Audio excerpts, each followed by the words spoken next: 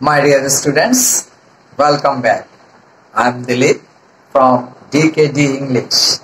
I hope all of you are very good. Now, I am going to teach you the technique how to describe a pie chart. Okay? তো বুঝতে পারছো আমি তোমাদেরকে কি technique শেখাতে চলেছি। হয়তো এর আগে এই ধরনের টেকনিক আমি তোমাদেরকে শিখিয়েছি, কিন্তু তোমরা যারা নতুন তাদেরকে তো শিখতে হবে। যদি তোমাদের ইচ্ছে থাকে তাহলে কি করতে হবে, পুরো ভিডিওটা মনোযোগ সহকারে দেখতে হবে, আর এটাও বুঝতে হবে বা এটা বোঝার চেষ্টা করতে হবে কোন জায়গায় আমি কি টেকনিক অ্যাপ্লাই করছি। তোমরা যারা ইতিমধ্যে আমার ক্লাসগুলো ফলো আপ করেছো, বিশেষ করে এই চার্টের উপরে, তারা আজকে সেই আগের জিনিসগুলোর বেশ কিছু জিনিস রিপিটেশন এখানে পাবে। সুতরাং কোনো রকম স্কিপিং করা ছাড়া পুরো ভিডিও দেখতে হবে। আর তুমি যদি আমার চ্যানেলে নতুন হয়ে থাকো তাহলে প্রথমেই বলবো আমি চ্যানেলটা সাবস্ক্রাইব করো, এরপরে ভিডিওটা দেখো, তারপরে আমার চ্যানেলের ভিডিও প্লে লিস্টে চলে যাও, সেখান থেকে তুমি তোমার প্রয়োজনীয় ভিডিওগুলো দেখে নিতে পারো।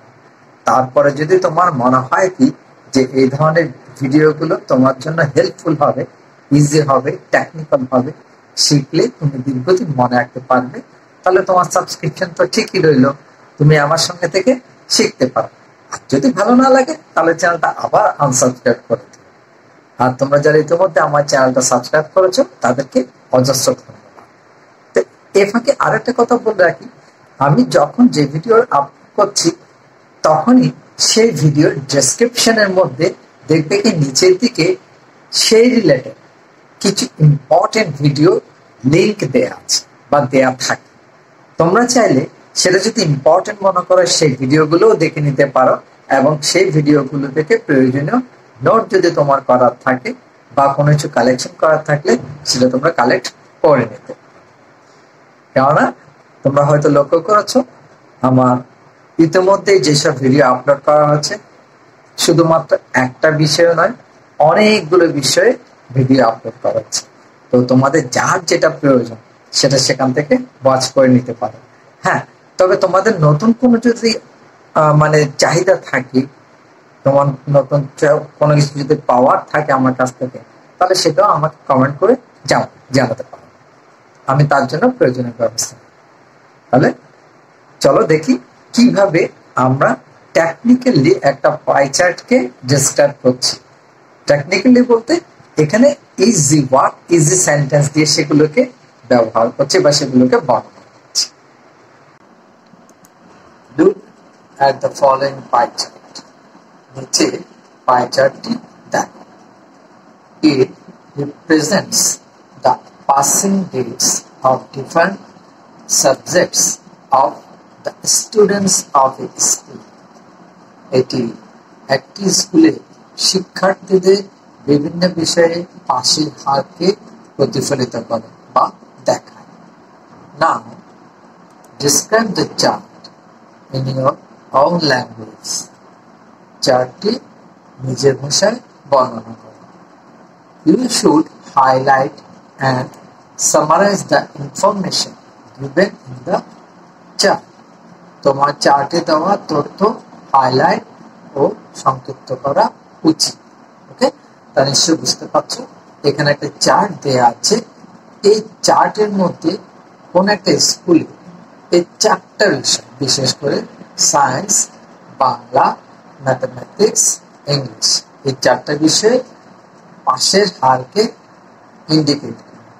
মানে এটা আলাদা আলাদা ভাবে, কিন্তু সায়েন্সে 100 জনে কতজন পাস করেছে, বাংলা 100 জনে কতজন পাস করেছে, ঠিক আছে, আর ম্যাথমেটিক্সে 100 জনে কতজন, ইংলিশে 100 জনে কতজন। তো এটা চারটা সাবজেক্টে কিন্তু আলাদা আলাদা ভাবে বোঝানো হচ্ছে। তো এটা তোমাদের বর্ণনা করতে হবে। আর তোমাদের অবগতির জন্য জানিয়ে রাখি, এটা এসএসসি পরীক্ষা কুমিল্লা বোর্ড 2019 সালে, ঢাকা বোর্ড 2024 সালে এসেছে। সুতরাং স্বাভাবিকভাবে এটা তোমাদের জন্য ইম্পর্টেন্ট। এখন পাই চার্টটা এখানে আগে লক্ষ্য করে রাখো, সায়েন্সে পেয়েছে 75%, অর্থাৎ বিজ্ঞানের 75%, ইংলিশে কত 85%, গণিতে 80%, বাংলায় অষ্টাশি পার্সেন্ট। এবার এটার উপর বেস করে তোমার বর্ণনা দিতে হবে। দেখো, here the pie chart shows the passing rates in 4 major subjects: English, Science, Mathematics, and Bengali of the students of a school. আমি এখানে বাংলাটাও তোমাদের জন্য লিখে দিয়েছি যাতে করে তোমাদের বুঝতে কোনো অসুবিধা না হয় এবং না বোঝার কারণে তোমাদের জন্য সময় নষ্ট না হয় বা অন্য কারো সাহায্য নিতে না হয়। সুতরাং এটা বলতে পারো যে তোমার জন্য সব দিক থেকে কি একেবারে পুরোপুরি ভাবে প্রস্তুত করে দেওয়া হয়েছে। তোমরা জাস্ট একটু মনোযোগ দিয়ে পুরো ভিডিওটা দেখবে, শুনবে আমি কিভাবে বুঝিয়ে দিচ্ছি। এরপর তোমার যদি ভালো লেগে থাকে জাস্ট এটা নোট করে ফেলবে, অর্থাৎ খাতায় লিখে নেবে, তারপর একদম মুখস্থ শিখে ফেলবে।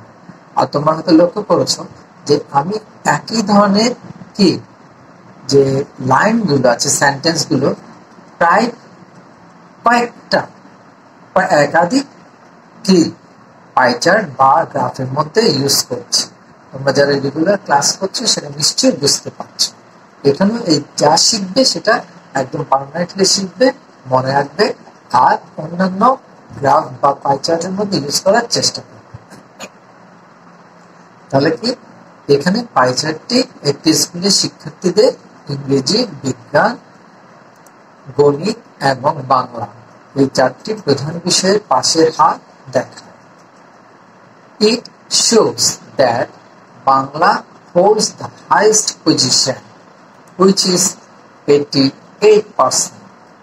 এটি দেখায় যে বাংলা সর্বোচ্চ অবস্থানে রয়েছে, যা 88% বা শতকরা 88। The second highest position is English and it is 85%. দ্বিতীয় সর্বোচ্চ অবস্থান ইংরেজি বা ইংরেজি এবং এটি হচ্ছে কত, শতকরা 85%। Mathematics, which holds 80%, is the second lowest position. তুমি এখানে চাইলে is the third highest position দিতে পারো অথবা is in the third position দিতে পারো। শতকরা 80 নিয়ে দ্বিতীয় সর্বনিম্ন স্থানে রয়েছে গণিত। সর্বনিম্ন কেন বলছি দ্বিতীয়, কারণ এখানে চারটা বিষয়ের মধ্যে প্রথমটা গেল বাংলা, দ্বিতীয়টা গেল ইংরেজি, তৃতীয়তে রয়েছে কি mathematics. Science holds the lowest position with the holding rate of only 75%.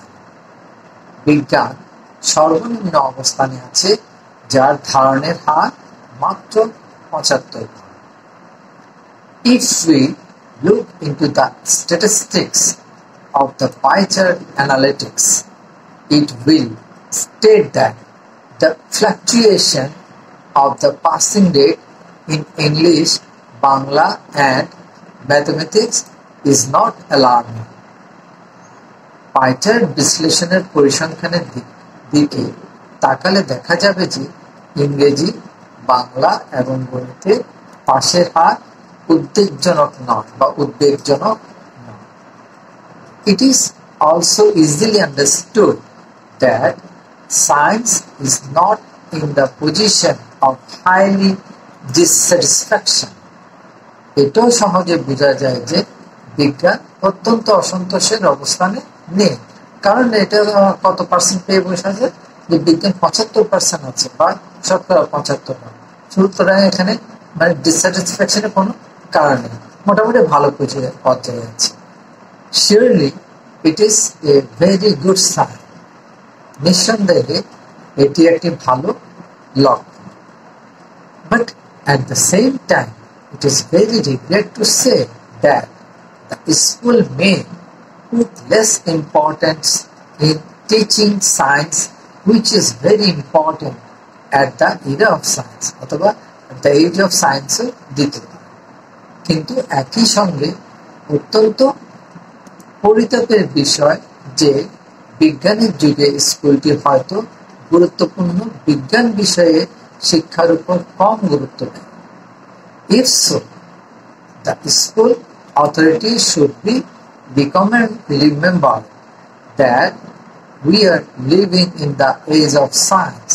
যদি তাই হয় তবে স্কুল কর্তৃপক্ষের এটি মনে রাখা উচিত যে আমরা বিজ্ঞানের জগতে বাস করছি। So, effective or appropriate steps should be taken by the authority of the school in learning science. তাই বিজ্ঞান শেখার ব্যাপারে বিদ্যালয়ের কর্তৃপক্ষ দ্বারা কার্যকর বা উপযুক্ত পদক্ষেপ নেওয়া উচিত। If not, যদি তা না হয়, they will lag behind to compete in the era of science অথবা there is a science।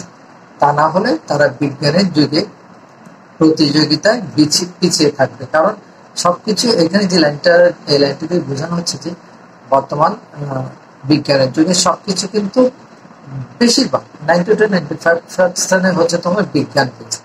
সুতরাং বিজ্ঞান সম্পর্কে যদি জ্ঞান না থাকে স্বাভাবিকভাবে তারা একটু পিছিয়ে থাকে। তো দেখো এটা মানে মোটামুটি কি যথেষ্ট ইনফরমেটিভ হয়েছে, কিন্তু বলতে পারো যে হয়তো একটু শর্ট হয়েছে। কিন্তু শর্ট হলে কি আমার তো দরকার জিনিসটা কি ডেসক্রাইব করা, পাই চার্টটা ডেসক্রাইব করা। তা আমি যদি অল্পের মধ্যে সুন্দর করে বিশ্লেষণ করতে পারি বা ডেসক্রাইব করতে পারি তাহলে মন্দ কি। সুতরাং আমার মনে হয় এটা কি অ্যাপ্রোপ্রিয়েট হচ্ছে এবং তোমাদের জন্য খুব ভালো হবে। তোমরা এটা যদি ভালো মনে করো বা খুব তাড়াতাড়ি শিখতে পারবে বলে মনে করো, ইজি বলে মনে করো, তাহলে এটা লিখে নাও, লিখে শিখে নাও। এবং আমার মনে হচ্ছে কি তুমি অ্যাপ্রোপ্রিয়েট নাম্বারই পারবে এবং ভালো নাম্বারের পরীক্ষা তুমি পারবে বলে আমি মনে করছি। So thank you very much for watching the video.